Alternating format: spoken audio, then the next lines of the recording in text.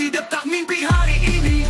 Kisah peduli angkat suara yang terpenjara. Rantai nasib dipecahkan, kita saksi revolusi. Malam panjang jadi saksi perjalanan.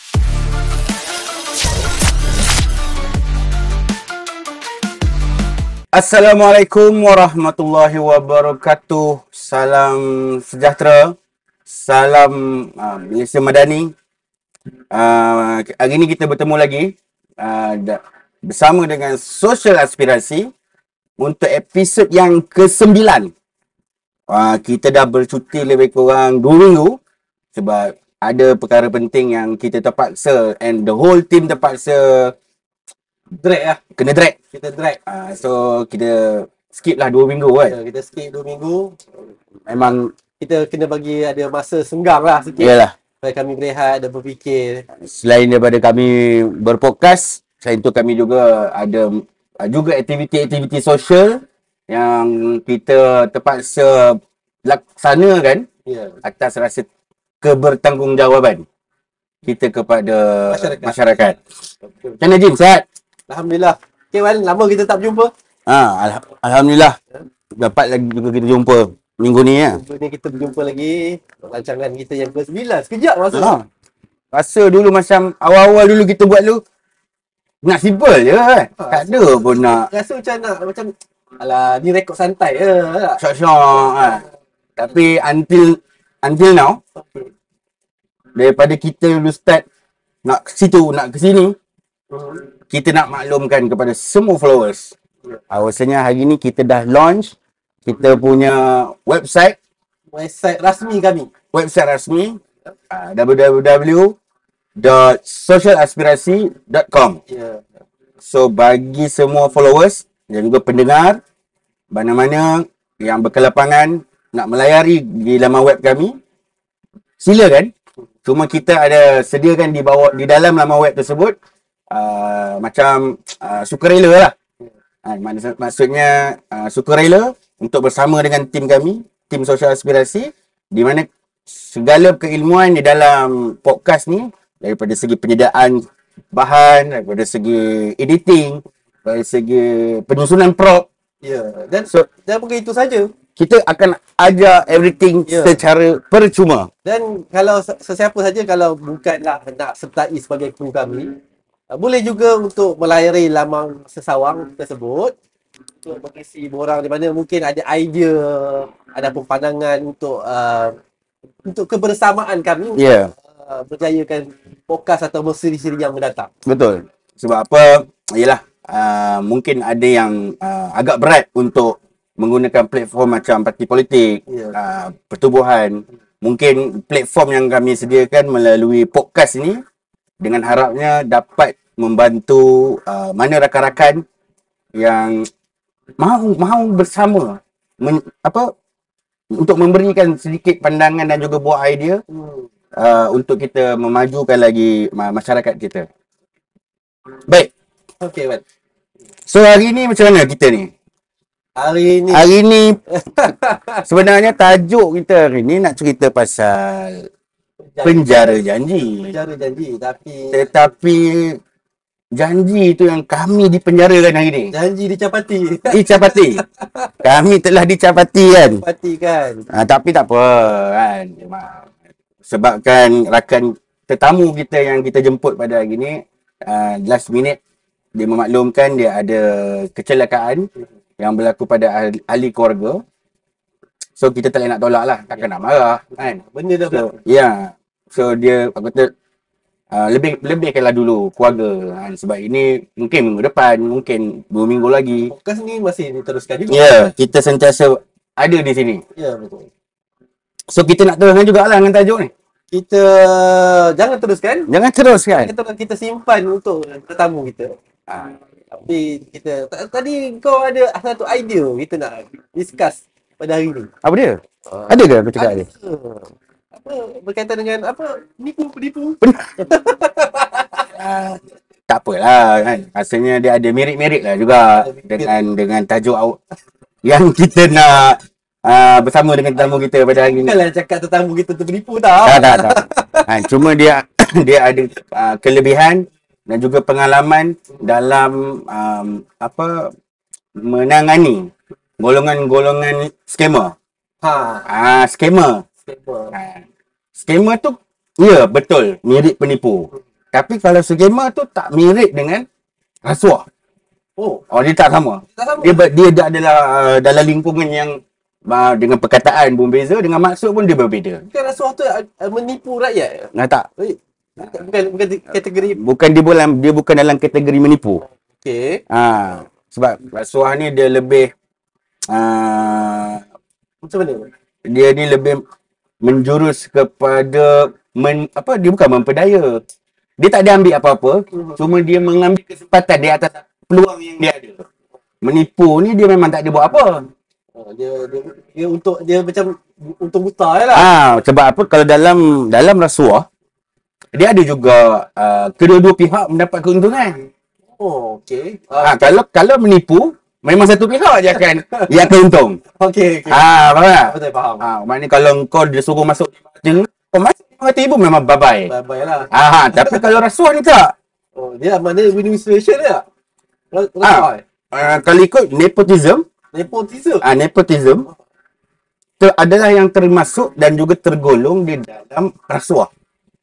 Ingat dia nepotism tu yang askar perang. Kan, nepotism ni macam dia memberikan macam sogokan terhadap jawatan dalam kerajaan, dalam syarikat kepada adik-beradik, anak.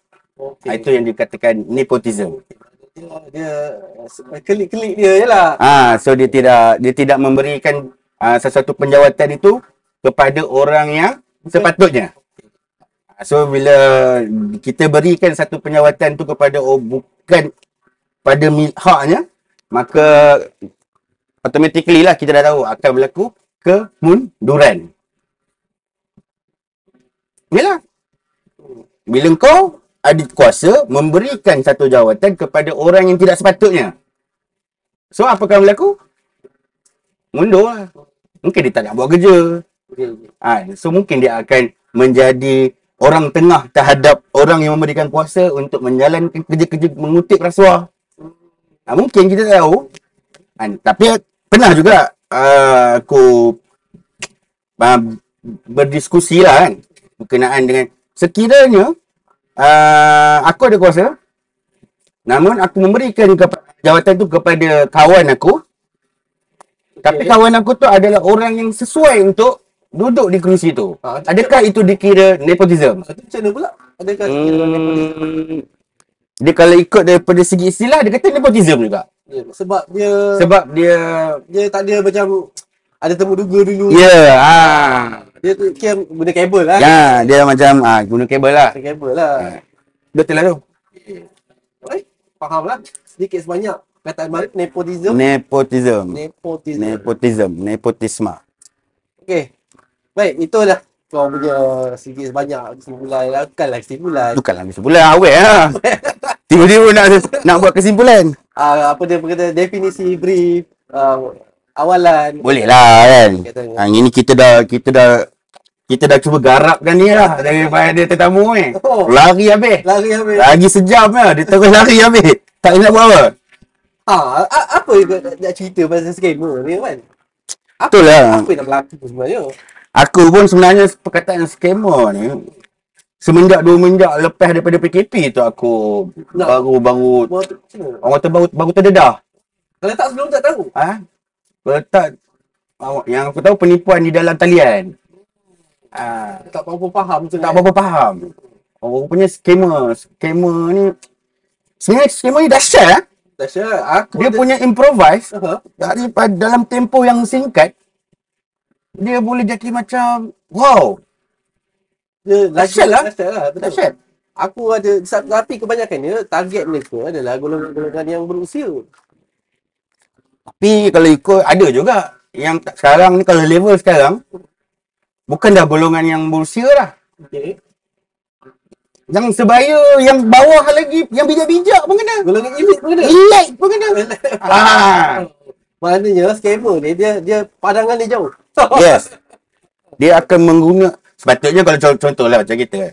Sepatutnya bila kita berilmu, bila kita mempunyai keilmuan di dalam sesuatu perkara, sepatutnya kita bila kita berkongsikan kepada orang lain, dia akan lagi memajukan orang. Rupanya tak. Dia orang ni dia dapatkan keilmuan, dia buat pengolahan menjadi satu manipulasi yang menjadikan dia untung, orang ni untung dan orang ni untung. Maknanya dia menggunakan ilmu tu untuk tujuan yang tidak baik ya. Menggunakan ilmu pada tujuan yang tidak baik. Tapi sebenarnya kalau nak ikut, bagi dia baik. Bagi dia baiklah. Bagi dia baik. Sebab dia untung. Sebab dia sebab dia untung. Untung. So tak dia tak ada isu pun kalau dekat peringkat dia orang lah. Sebab apa kalau kita tengok modus operandi lah yang kalau kita tengok yang lately ni, yelah aku tak sampai hati lah nak cakap engkau menunggang agama, tapi dalam bila aku mencari penjelasan ataupun mencari kefahaman berkenaan dengan si penunggang agama ni, dia memang mirip kepada dia orang ni. Mirip kepada scammer lah. Sebab apa kalau ikut aku daripada tak ingat tokoh mana, tak ingat tokoh Islam yang mana, dia kata bila agama ni lagi engkau memahami dia akan menjadikan ia ibarat candu. Push. Ya betul. Takkan nak. Yelah candu. Macam mana kena candu? Ya, hayal lah. Hayal bro. Dia ketagih. Okey. Bayangkan kalau candu tu dia bagi kat orang lain. Tapi kalau konteks agama, memahami agama, benda tu baik ke? Kita ketagih dengan agama, kita merindui agama. Yelah. Itu yang kita katakan. Memahami agama, jangan sampai tidak jangan sampai tidak sampai kepada yang haknya. Aku suka satu perkataan PM kita, jangan sampai memandulkan akal. Yang jangan memandul. Tip lah benda tu. Yalah, bila engkau mengambil sesuatu keilmuan tanpa engkau menyimak sama ada dia benar ataupun tidak, dia akan menyebabkan kita daripada anda kata daripada aku lah, aku akan menyebabkan orang lain terus menjadi minda dalam lingkungan minda yang tertawan. Dia menurut daripada penulisan Syed Hussein Alatas, sampai minda kita dia tertawan. Bukan minda tu kita, bukan macam aku ni menawan, bukan. Minda tertawan ni bila minda engkau tu dikawal. Dahsyat. Macam mana minda tu dikawal, bila engkau sampai dapatkan satu ilmu tu pun, bila kau dah dapat itulah yang paling betul ya. Kau tak nak dah orang kata yang lain ni semua salah. Tak nak ambil dah keabsahan keilmuan yang lain-lain ni. Datanglah apa-apa pun orang kita tolak. Dia tak nak, dia tolak. Ke itu yang berlaku juga pada macam contoh JSB? JSB itu lain sikit. Lain sikit lah. Dia dah lebih kepada, sebab dia lebih kurang macam minda tertawan juga. Tapi yang soalan ni, minda tertawan yang aku cakap tadi tu, dia menjadikan masyarakat tu mundur. Maksudnya kalau dari segi ekonomi tak ada lah. Dari segi keilmuan untuk memajukan masyarakat dari segi etika pun lagi tak ada. Kalau nak, kenapa aku kata JSB tak macam tu? Sebab apa? JSB kalau dia buat satu doktrin ataupun ideologi dalam lingkungan dia orang, kita kena tengok dia orang berjaya. Betul juga kan?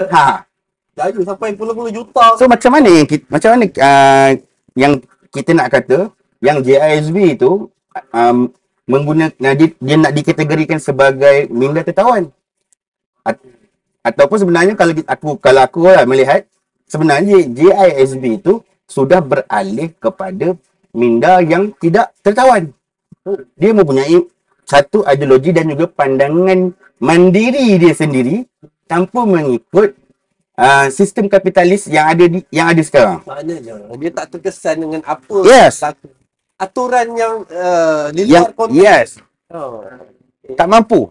Tak apa, kita simpan dia tu. Sebab yelah sebab apa ini orang kata ialah media Kalau aku cakap kenapa dia ditangkap sebabkan ada orang yang tidak berpuas hati. Sebab kau berduduk di dalam sistem yang ini tapi kau tak boleh ikut and then kau salah lah. Oh. Itu kenyataan. Nak cakap apa?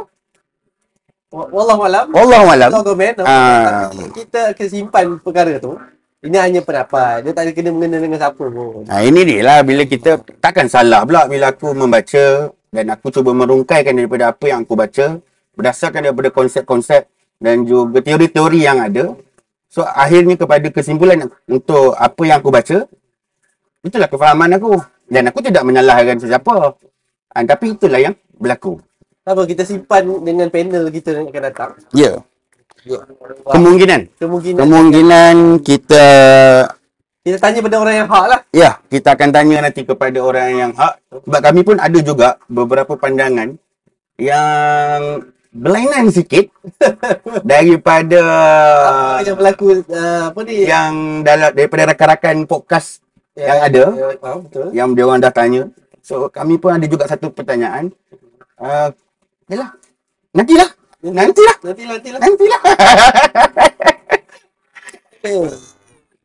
Baik, kita teruskan. Aku tanya kau pula kan. Kenapa semenjak akhir-akhir ni nampak? Aku nak cakap jadi budaya skema ni semakin menjadi-jadi. Adakah disebabkan pihak penguat kuasa, pihak yang berkuasa yang ada di dalam negara tidak ada satu inisiatif ataupun langkah untuk membendung masalah skema ni. Even though laporan sudah banyak dibuat. Kan? Adakah antipati skema tu sebenarnya juga sebenarnya kot-kot lah ada keterlibatan ke golongan-golongan tertentu? Skema ni kebanyakannya ini apa yang kita baca kan, yang kita tahu mereka modus operandi mereka bukannya kebanyakannya ke dalam Malaysia kan. Mereka berada di luar Malaysia. Jadi agak susah jugalah kalau kita dapat polis kita dah buat report, dah buat cuba dapat tangkapan tapi rupanya hanya askar kecil je dapat tangkap. Bila nak tangkap jerung lah. Nak tangkap jerung. Ada kata ikan bilis. Ikan bilis dapat tangkap. Jerung ni masih berluasa lagi dia happy jerung lah. Apa ikan bilis datang. Betul kan? Itu mungkin salah satu lah. Sebab tu ialah dia bukan satu talian. Kalau dulu kita nak berompak, kita tahu orang ni berompak dengan pakai bajunya bertutup muka. Senang kita tahu orang ni berompak. Tapi sekarang ni dengan sukar. Scammer ni berompak lah. Sukar nak dapat tangkap, dia guna talian. Online. Banyak. Tapi kalau nak ikut yang akhir-akhir ni, skema tu dah tak pakai dah talian lah. Pakai apa pula? Dia depan. Live. Orang keluar duit depan-depan. Macam mana tu? Saya cerita sikit. Yelah satu macam kes Aisyah Hijana. Oh. Dengan perwatakan yang macam tu. Confirm ke? Kalau tak ada kena sabit. Aku cakap tu dah kena sabit. Bukanlah sabit pakai yang pergi benda best tu tak. Ini memang dah disabit lah. Dah disabit kesalahan. Incredible tau. Aku tajuk. Macam mana dia buat Itu yang aku cakap. Kalau di saat ini aku boleh katakan kamu bukan baik disebabkan kamu berpakaian. Pakaian tu bukan tanda kamu baik lah. Kalau maknanya kata nampak kemas, bukan apa nama tu, handsome, kacau. Yalah tadi macam orang cakap, kalau dulu kalau kita tengok orang tu berperwatakan macam tu, pakai baju koyak, rompak lah. Kita tengok cerita Peramli lah. Rompak lah tu. Dulu nak nama rompak kena pakai apa nama tu? Macam Zoro kan. Tapi dalam cerita tu apa? Bukan Mak Abad tu apa? Cerita apa tu? Cerita apa? Hoi tu cerita apa? Alibaba. Alibaba punya lapor. Terima kasih kita punya. Kan tengok masa dia bercuti di hujung minggu. Dia orang berpakaian apa? Doktor, magistrate, Musik. ahli muzik. Betul juga kan? Tapi di waktu dia orang bekerja, semuanya berpewatakan seperti pencuri lah. Perompak lah. Betul lah. Mereka pandai berkaburi di mata-mata. So pada hari ni tak payah dah. Nak sorok-sorok tak ada. Depan lah. depan tu. Depan. Tapi depan pun dia mengkaburi juga lah. Yalah, dia mengamburi dan dia menggunakan benteng agama itu sebagai tempat dia berselindung. Perwatakan yang baik. Perwatakan. Itu yang kita risaukan lah. Ah. Orang yang berat aku nak sebut, tapi sebenarnya Tapi kita tak boleh cakap. Sebab dia sedang rancak berlaku. betul. Bila dia sedang rancak berlaku, itu kita kena terima. Apa yang sedang berlaku masyarakat kita pada hari ni. So orang dah sampai tahap itu dah orang gunakan untuk mengambil kesempatan terhadap orang lain. Kalau sikit tak apa. Kalau orang guna contohlah baca jampi ayat Quran masuk dalam air jual. Itu kira scammer lah juga. Menunggang lah juga. Itulah dah kita dia sampai dah minda kita tertawan. Ialah sebab kita menjadikan contohlah kan. Kita saat menjadi Islam sampai kita tertawan oleh orang Arab. Orang Arab tahu kita. Tahu minda kita. Islam tu bukannya dia datang untuk dia nak kata entah kena pakai baju juga tak. Dia nak sampaikan Islam kan. Pemahaman. Macam mana kita melaksanakan din tu. Ya. Ataupun aturan Tuhan atau Allah tu. Itu yang sebenarnya. Tapi macam mana dekat konteks pada hari ni, mereka lebih untuk menjadi bangsa tu. Lebih kepada bangsa tu. Kita tak perlu mengambil Islam tu untuk mengikut baju dia tak perlu pun. Cukup kita mendapat dasar kepada kefahaman terhadap Tuhan tu. Itu kalau aku lah. Kalau siapa tak suka, so pulang kan. Mungkin ada orang kata kita kena berpakaian ikut sunnah. Tapi sunnah tu keliru kan ada banyak. Bukan sekadar itu saja. Apa yang penting kita kena tahu apa the core of Islam tu sendiri. Apa the core dasar dia. Macam mana kita melaksanakan urusan kita seharian. Kalau kita tak tahu sesuatu benda, kita harus pulang balik kepada narasumber keilmuan tu. Sumber asal dia. Sumber asal keilmuan. Jangan kita ambil di tengah-tengah. Bila kita mengambil satu kefahaman dia yang di tengah-tengah, tanpa kita mendapat kefahaman yang dasar tu, itu yang menyebabkan kita jadi betul lah. Kita meraba-raba. Dia ibarat macam ni lah. Bila kita dah ada pokok, ada pokok tu bukan kita punya, tapi ada buah. Kita nak cakap itu buah kita. Padahal pokok tu tumpang dia berada di rumah kita. Umpama dia sebegitu rupa lah. Umpama kita berpakaian seorang orang berilmu tinggi. Tak kisahlah berpakaian agama ke, berpakaian seorang lawyer ke, magistrate dan sebagainya. Tapi hakikatnya dalam jiwa kita dia kosong. Ilmu tu dating. Kita tak tahu bengkok macam mana kita nak melaksanakan kehidupan kita seharian. Mengikut landasan Islam yang sepatutnya lah. Bukan dia sebabkan kau berpakaian kau tu dah Islam tak. Itu yang sedang berlaku sekarang. Jadi kita kena salah. Padahal lepas ni orang Jepun kena pakai jubah. Dah cukup. Nanti kena kecam nanti. Terpulang pada masing-masing punya kefahaman. Kami bukan ustaz. Betul. Tapi yalah, tak salah kan. Memang dah bukan tak salah. Memang menjadi satu tanggungjawab dan juga yang harus. Nak ke tak nak ke, engkau sebagai seorang manusia harus mengenal Tuhan kau. Harus. Sebab apa? Kita perlu mengabdi balik kepada Tuhan yang menciptakan kita. Even kau macam mana sekalipun, itulah hendaknya Tuhan kepada manusia. Sebab dia yang jadikan kau. Sebab apa? Sebab dia nak kau mengabdi pada diri dia. Bukan menjadi scammer. Sebab apa? Kalau betul kau dah memahami pengabdian kau pada Tuhan, sudah tentu kau tak sanggup untuk melakukan penipuan. Betul lah. Tak sanggup weh. Ya, kita dah faham, kita dah dekat dengan Tuhan. Kita dah rasa, bukanlah rasa, kita dah tahu apa yang terkandung dan tersirat dalam kitab dia. Ya. Automatik kita akan tolak segala benda yang Dia tak payah tolak pun. Kefahaman tu bila kau faham, kau tak payah tolak pun. dia tetap Memang kau takkan buat pun. dia tolak dengan Yes. Dia bukan kata nak check. Memang kau tidak ada dalam kepala benak fikiran untuk kau buat perkara tersebut. Wallahu a'lam. Mungkinlah bolehlah cari keilmuan tu kalau ada di luar. Okey. Kita Sebab teruskan. ialah kalau kita bercerita pasal itu, itulah dikatakan, bayangkan etika rakyat Malaysia sehingga hari ini dah terlalu rendah. Dah sampai dengan nothing lah. Dah worse. Kalau aku lah, aku nak cakap, aku nak cari kat siapa ni? Kalau ada orang yang macam ni pun aku dah tengok, orang yang berpakaian macam ni pun boleh menipu orang. So siapa lagi yang aku nak percaya? Baru-baru ni apa nama dia? Ustaz, apa nama tu? PU apa? Piu mana? Piu Man. Piu Man lah. Piu Azman lah. Piu Man lah. PU Man lah kan? PU Man. Tahu 24 years. Oh, 20 tahun. 24 tahun. Tak silap aku lah.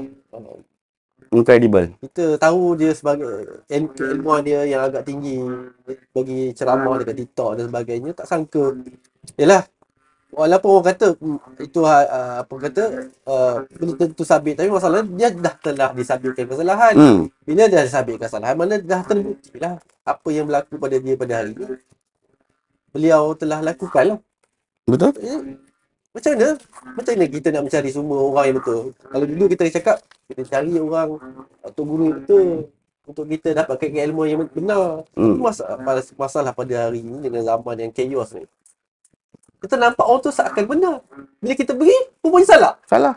Macam mana penilaian tu kita nak buat? Macam mana? Kalau kita tak tahu, Takkan kita nak cakap ambil ilmu dia, orang ni salah tak apa. Takkan cakap macam tu pula. tak tahu. Aku selalu ulang, cakap it's very important untuk kau tahu ayat 2185. Oh, okey. Apa? Fi syahri Ramadan alladzi unzila fil Quran 215 ke 2185. 2 ayat 2 185. 185. Pada bulan Ramadan diturunkan Al-Quran sebagai petunjuk bagi membezakan yang hak dan yang batil agar kamu mendapat penjelasan. Cukup penting. Kalau kita tidak boleh membuat penilaian dalam satu-satu keilmuan itu, yang mana hak, yang mana batil, maka kamu akan dapat satu penjelasan yang tidak benar. Ya, betul. Sangat bernas. Sebab keinginan orang zaman lawan ni, dia tak peduli dah. Dia hentam. Dia hentam lah. Dan dia keuntungan tu. Kalau dia boleh dapat crowd tu, kalau crowd tu boleh bagi dia duit, dia akan buat. Apa jual. Jual pi lah dia. Tak pi lah. Pi lah. Janji ada orang main lagi dia. Tapi zaman sekarang, scammer macam yang kau cakap tu, dia mungkin dia tak bercerita pada orang kanan dia, kiri dia. Dia hanya menyimpan dalam hatinya. Ya.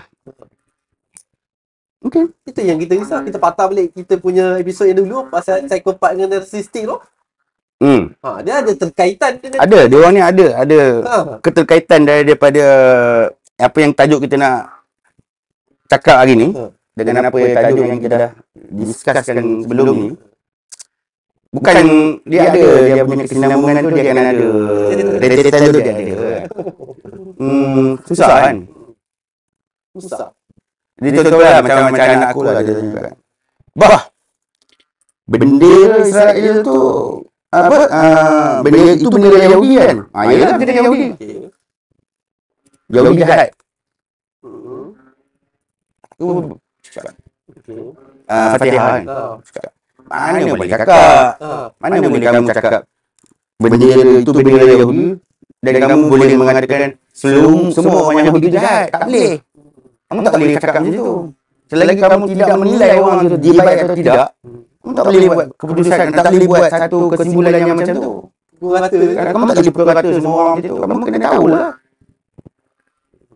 Barulah kamu boleh kata dia itu baik ke jahat ke.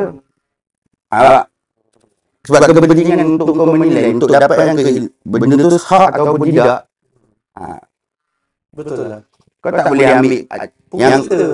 sebab kakak dengar daripada orang tu kata, kakak tahu ke yang betul tak? Kakak tak tahu lah, dia ada cerita. Nampak? Macam mana kakak boleh dapat penyelesaian sedangkan kakak dia dengar orang je? Salah tu. Tapi kita tak cakap lah. Memang kita tahu orang negara haram. Ya. Negara haram tu dia dah lakukan keganasan kepada umat Islam. Ni maksud aku, bila aku memberikan penjelasan, didikan kepada anak aku tu, jangan kamu menilai sesuatu tu dengan sewenang-wenang je. Terus saya kata. kena hadam dulu, kaji dahulu, Baca, tengok dulu. dan apa sepatutnya baru Kamu buat penilaian. Jangan turun-turun je lah. Tak boleh. Sebab itulah salah satunya baguslah kau mengajar anak kau supaya don't just book by its cover dulu. Kena baca dulu. Tengok memang buku tu macam menakutkan. Buka dulu. Nilai mungkin ada part yang buruk, mungkin ada part yang baik supaya kita tak tahu hak dan batil lah. Ya, betul. Tidak ada satu ilmu yang ada atas muka bumi ni kita boleh kata dia salah. Baca. Kau nak tahu tak? Ambil lah tu. Macam aku cakap, kita sembang lah, kita minum kat kedai kopi kan, aku cakap. Orang ni cerita pasal JSB ni macam ni. Orang ni cerita pasal JSB ni macam ni. Aku cakap, kan macam ni cara korang nak tahu. Itu macam mana? Minta orang jadi JSB. Baru kau boleh tahu yang sebenar. Kalau kau tak duduk dalam dia, kau tak tahu. Benar. Sebab dekat dalam media, dia ada modus operandi dia pula. Macam mana Min? Nakkan ni. Tak masuk JSG ke? Kan? Kalau kita kata kita betul, kita ni tak ada buat salah. ASWJ tak ada buat salah. Takkan disebabkan ASWJ sedang memerintah di parlimen. Tak boleh sebab dia berkuasa. Tak boleh. Sebab tu aku kata dia macam korang ni macam tak apa kena. Kalau aku, selagi mana semua yang ada di keliling kita ni menjadikan Tuhan itu sebagai dia punya tempat dia tuju, yang berbeza adalah kefahaman. Tak apa. Kita serahkan kepada hak kita. Nanti Ustaz Mazhar panggil kita nanti. Hak kita mana Entah salah ni. hak yang boleh biar dia buat apa nama tu siasatan mereka. Kita jangan itu biarlah kan. Bukan aku nak kata polis ni macam ni. Tak. Ya, mungkin ada berlaku sebab yalah kajian kes tu ada. Kajian kes yang ada macam ni ada berlaku. Ada. Bila tu? Dicari lah. Okey, tak apalah. Cuma aku nak touch sikit daripada buku penulisan Seksin juga. Memang minat Aku memang dah kat 2-3 bulan ni baca buku saya. memang baca buku Seksin. Sebab tak berhenti. Salah satunya daripada buku Minda Tawan tahun 1972. Buku ni dikeluarkan. Lama. Dia berkata selagi orang masih kagum dengan satu produk ataupun dengan satu amalan ataupun idea yang dia orang dapat daripada sumber yang mereka percaya je, sebagai itulah yang lebih unggul daripada yang ilmu-ilmu yang lain. Macam aku cakap tadi ya.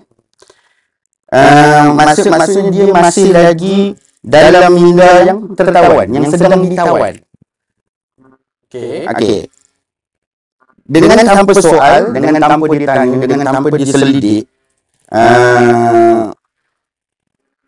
itu yang boleh menyebabkan kerosakan terhadap institusi masyarakat kita yang ada sekarang. Contoh, kita pergi belajar dapatkan keilmuan sosiologi, kita dapatkan keilmuan daripada barat.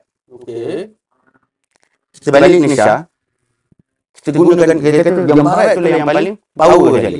Paling benar. So, kau rasa kalau lah hampir separuh rakyat Malaysia pergi ke barat, belajar ilmu sosiologi, balik ke Malaysia, so macam mana dengan ahli sosiologi yang ada di Malaysia ni pula? Sedangkan kalau nak ikut keberadaan ilmu sosiologi ini perlu disesuaikan dengan keberadaan tempat itu. Maknanya Dia jangan sampai kita ambil keilmuan tu sampai kita dah tak boleh nak menerima lagi keilmuan yang ada di sini. macam kau cakap tadi lah. Bila kita tahu macam mana nak membezakan hak dan batin. Bila kita belajar kat negara mana, Yes. dia tak ada masalah. Tak ada masalah. Sebab kita Ambil lah. ambil dan kita menusutkan yang mana sesuai. Yeah. Ah, Supaya bila kita balik, kita dapat merungkai dan juga membina lagi satu keilmuan yang lain. Betul lah. Ha. So kalau kita ambil pergi belajar dekat sana, kita balik di Malaysia dan kita hanya akan menjadi orang yang menggunakan saja keilmuan itu tanpa kita balik di sini dan mewujudkan lagi satu keilmuan yang lain untuk kita membina satu masyarakat yang baru untuk negara. Itu yang tidak berlaku pada hari ini. Masih tak berlaku. Masih tidak Walaupun berlaku. dah berdozen-dozen berduyun orang Malaysia dihantar ke luar negara untuk mendapatkan teknologi, ilmu, tapi masih tak berjaya membangunkan satu ketamadunan yang baru. Tidak berjaya. Tak berjaya lagi. Tak, maksudnya kalau perkara itu diajar dan juga dididik oleh Barat kepada rakyat kita balik ke Malaysia untuk membangunkan tamadun yang baru, maka akan menjadi satu persaingan lah kepada Barat. Sebab apa? Kita akan membangun. Kita akan membesar Betul dengan keilmuan, dengan yang baru. So, siapa nak duduk pada orang ni? Macam sekarang, apa yang berlaku dekat China, China dah aku tak nafikan teknologi China lagi power lah Ya. daripada Barat dan sekutu dan mereka tu. Oh, tersebut pula. Betul? Hakikat. Hakikat. Takkan nak Takkan kita nak Takkan nak tut lah kan? Hakikat. Kita sedang berada di dalam waktunya. Yelah, kalau korang baca pun siapa lagi korang nak cakap persaingan negara besar? China, Amerika. Seperti yang berada pada zaman Nabi Muhammad dulu, yang ada Rom, Parsi. betul? Tapi kenapa kejatuhan Rom dan Parsi tu?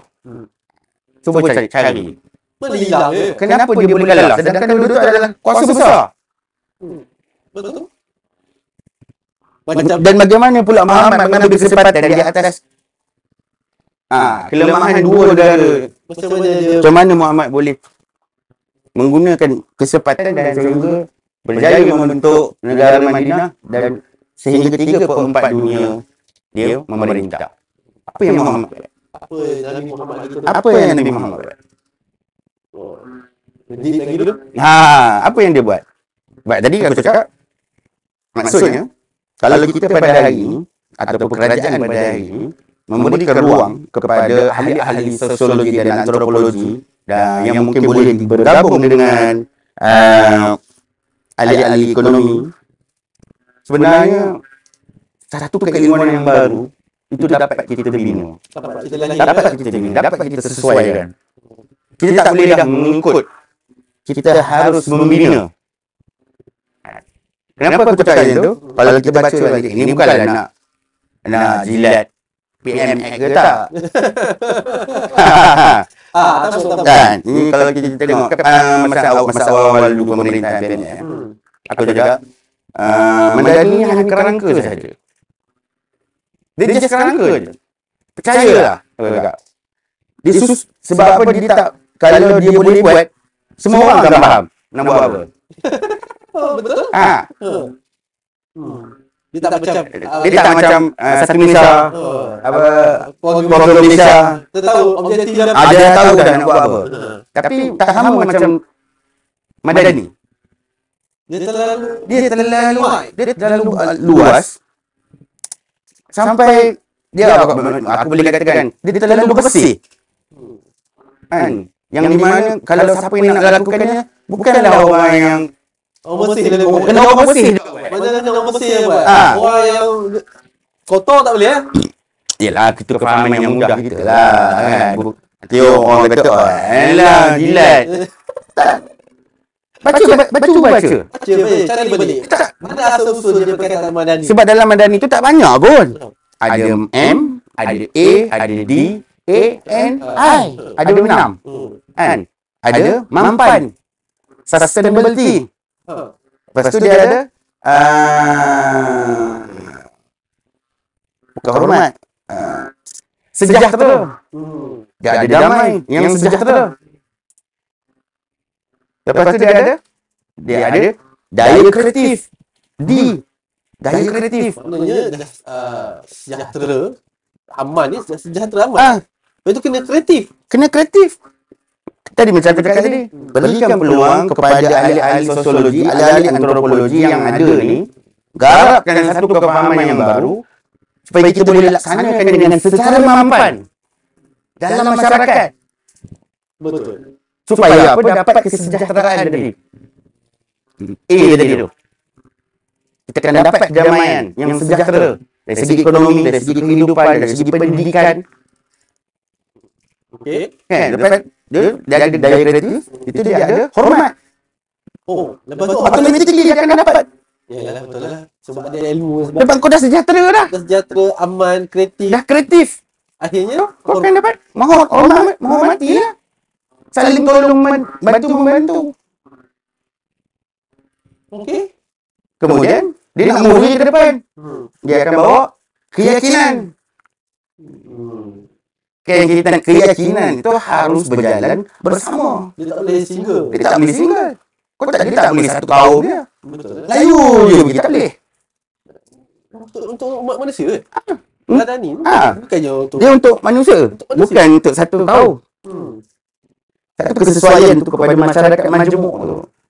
Tepat. Tuhan tu menciptakan manusia. Manusia tu ada cipta manusia. Aku mencipta satu kaum saja untuk aku. Untuk warisi dunia ni. Untuk aku kasihi di atas muka bumi. Tak, Tuhan tu mencipta manusia agar mereka mengabdi kepada aku.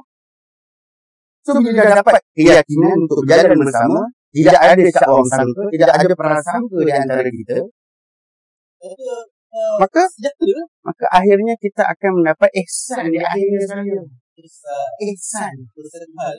Ihsan kita lah. Ihsan sesama manusia lah. Bila kita dah buat mengikut hendaknya Tuhan dia, mengikut aturannya Tuhan tu, maka kita akan dapat lakukan ihsan. Maka dia lengkap.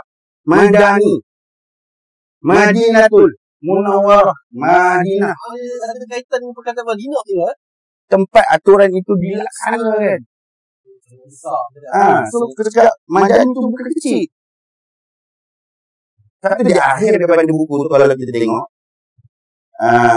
si penulis berkata, apa yang dia tulis itu sebenarnya mungkin bukan untuk generasi yang ada pada ketika ini untuk laksanakan. Mungkin dia menyiapkan sahaja kerangka itu untuk generasi di masa hadapan. Kalau kita lihat sebenarnya bangsa Malaysia, apa lagi yang sebelum-sebelum ni lah, kerajaan yang sebelum tu dah galakkan tuan dia punya satu tema lah. Kita gelak-gelak, betul tak? Kita rasa ini pun nak buat satu tema ke? Tapi sekarang bila ada perkataan Madani tu, mula-mula orang gelak-gelak sebab tak faham. Tak faham. Bila kita faham betul-betul perkataan Madani tu, kita rasa gerut. Yes. Patutnya orang kena gerut. Dia kena, kalau aku tak ada gerut. Aku memang, yes, inilah dia. Kita perlu laksanakan. Cuma adalah sedikit keilmuan tu yang perlu dimasukkan. Agar, ialah macam aku cakap, perlu ada roh di dalamnya. Roh tu maknanya orang yang melaksana. Yes, roh tu adalah orang yang melaksanakan. Dia hanya jasad saja. Kerangka, dia adalah kerangka. Dia hanya jasad yang kosong, tak nyawa. Macam mana nak jalankan Madani? Masukkan roh di dalam Madani. Maka Madani akan bergerak sesuai dengan maksudnya, sesuai dengan hendaknya. Wallahualam, aku itu adalah pandangan aku membaca. Aku bukanlah mata sebab aku menyandung satu individu, tak. It's a good clear picture lah. Sebab sebelumnya aku pun tanya apa ni.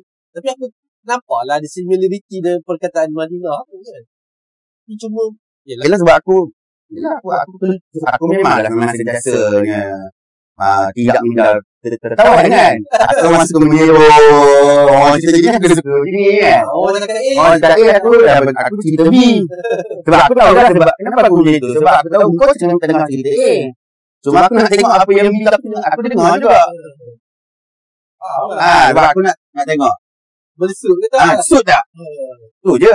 Kan sebab aku benci kau ke aku. Tak. Jangan aku macam tu nak buat macam mana.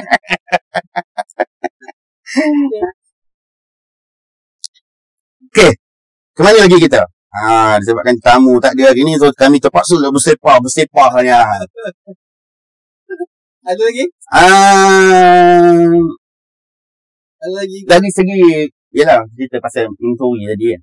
Skema. Patah balik. Kalau kita tengok pada saat ini, kekerapan itu makin lama, yelah, first time aku tengok orang pakai jubah, bukanya yang baik, ditangkap disebabkan skema. Tak pernah lagi berlaku. Tak tahulah, mungkin kalau sebelum ni pernah berlaku, aku tak tahulah kan. Maybe sebelumnya aku kurang tengok berita lah kan. Sebenarnya, kenapa keadaan itu berlaku pada saat ini? Kerana rakyat di Malaysia, di negara tu lah, jangan nak cerita Malaysia kan. Rakyat di negara tu sebenarnya sedang mengalami satu masalah ekonomi yang teruk. Yelah. Kalau kita zaman kita, ingatlah zaman kita sekolah tu, kita main game SIM. Ya? Kita main game SIM. Tapi bila ekonomi dalam SIM tu tak berjalan dengan baik, ada orang merompak, yang bunuh, orang tak puas hati.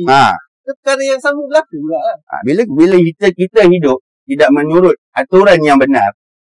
Kalau aku sebenarnya aku suka cakap, macam mana nak kehidupan kita di atas muka bumi ni aman lah. Kita membumikan Al-Quran tu di atas muka bumi. Membumikan Al-Quran tu. Itu masa membumi. Maksudnya meletakkan Al-Quran tu di atas muka bumi lah. Kita lah yang memandu dia. Kita drive Al-Quran tu. Sebab apa hari ni Al-Quran itu tidak digunakan sebagai panduan dia. Sebagai driver lah. Dia tak drive pun Al-Quran tu. Sebagai tayangan. Dia tayangan. Tayangan di kedai mamak. Tapi kalau kita hari ni kita bersama-sama nak mengambil Al-Quran itu sebab untuk dibumi di atas muka bumi. Betul tak? Sesuai lah. Dia sesuai dengan Nadi tu. Sesuai lah. So, kalau hari ni kalau dia yang ada tu membumikan bersama-sama Al-Quran tu, maka skema ni tak nak buat lah. Takut dia. Takut.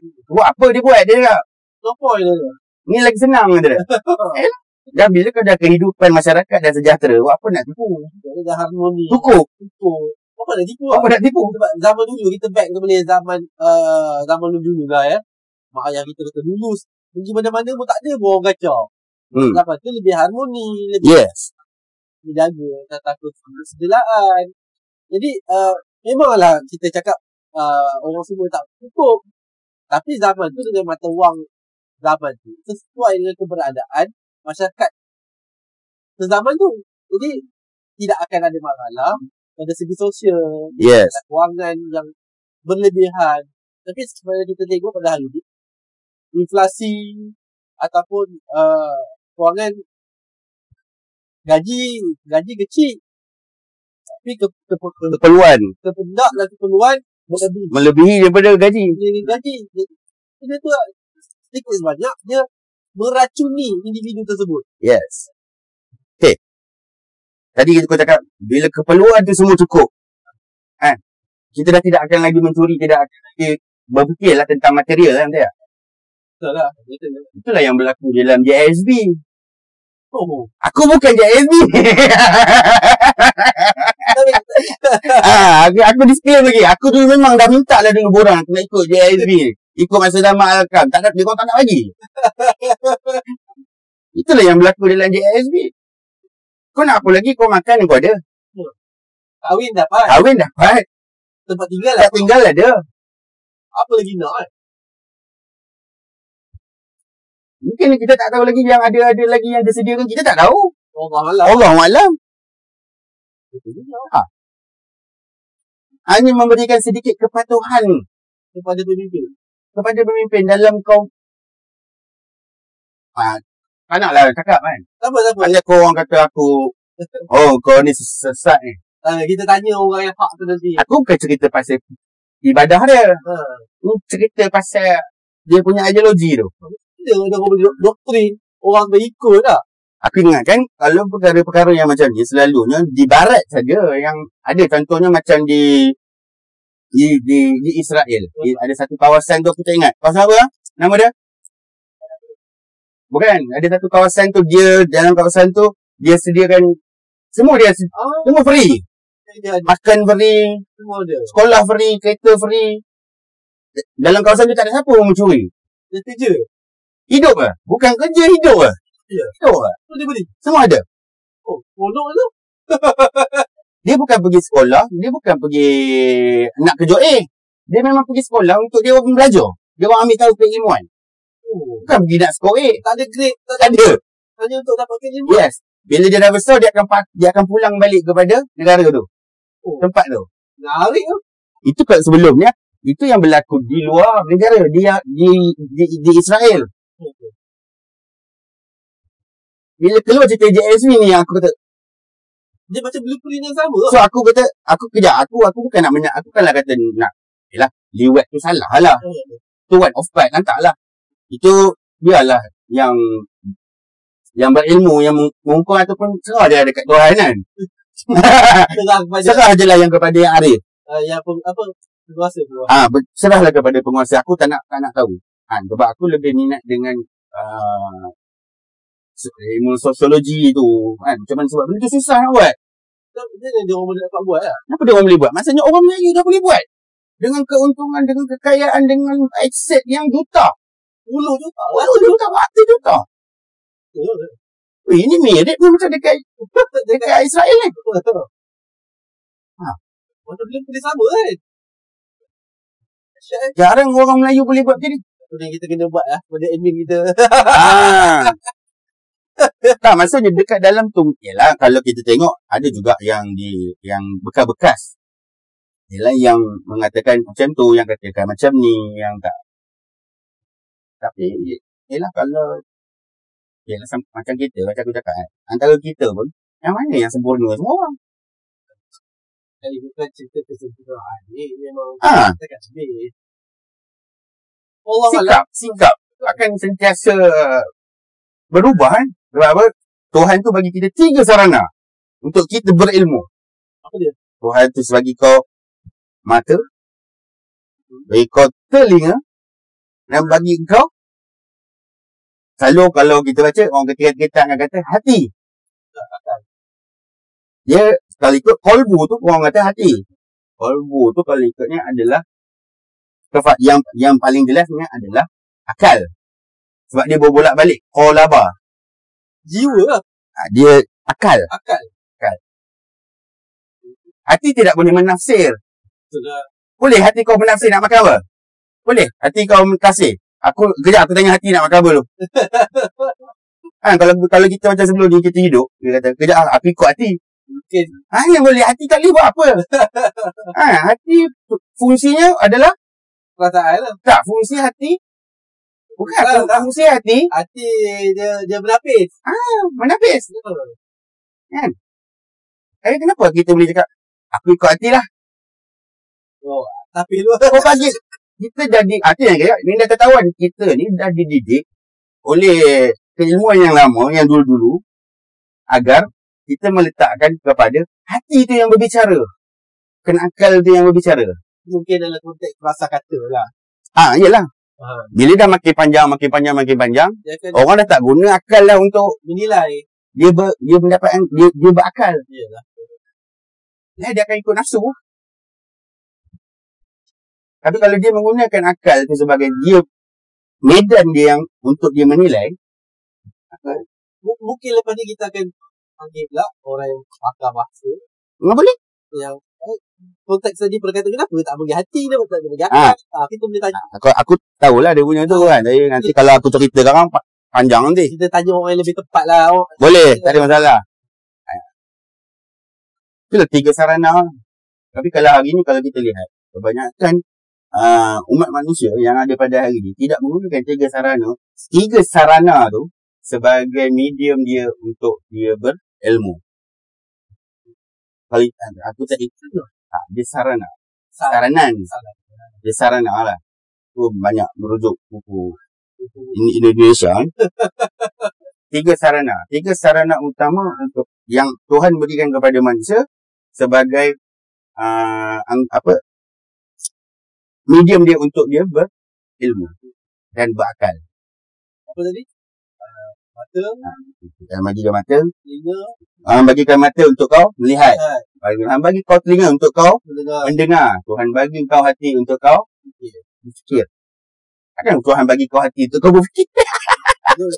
Tuhan berikan akal untuk berfikir. Ya, Tuhan bagikan kau otak untuk kau berfikir. Hati tidak boleh berfikir. Ada perkataan kolbu di sini. Dia buat lagi. Dia boleh jadi hati, akal. Dia terkaitan lah. Kolbu tu kalau dia janganlah. Tapi dia akan jadi kolaba. Kolaba tu maksudnya lebih kurang berbolak balik. Dia akan berubah-ubah. Akal dia yang boleh berubah-ubah. Hati tak boleh berubah-ubah. Hati tu tetaplah. Dia akan menapis-menapis. Fungsi hati adalah itu. Bukan fungsi hati berakal, berfikir, bukan? Okey. Ada lagi? Tak ada. lah. Oh, minit dah? Ada sejam. Okey. Okey, tak apa. Kita berjumpa lagi. Kita berhentilah dulu kan. Kita jumpa lagi. Kita digest apa yang kita bicara dan diskusi pada hari ini. Semoga kita mendapat berkah. Berkah. Manfaat lah. Takkanlah berkah. Manfaat. Ada banyak lagi ni? Ada banyak lagi? Ada banyak lagi. Tapi tak apalah, nantilah. Simpan dulu lah. Okey. Kita jumpa lagi. Puan? Sebenarnya aku nak masuk juga sikit lah cerita. Tak adalah nak sambung. Okay. Dia daripada yang tadi tu 3 sarana, aku nak masuk lagi dekat psikologi pula. Daripada psikologi nak masuk kepada psikologi, tapi nantilah. Nanti minggu depan best. Minggu depan kita akan psikopat. Semua ada. Harap anda semua follow kami dan follow je lah, subscribe, follow dan kalau boleh support kami. Dan jangan lupa lah layari laman web kami, www.socialaspirasi.com. Assalamualaikum. Kita jumpa lagi minggu depan. Assalamualaikum. Bye bye.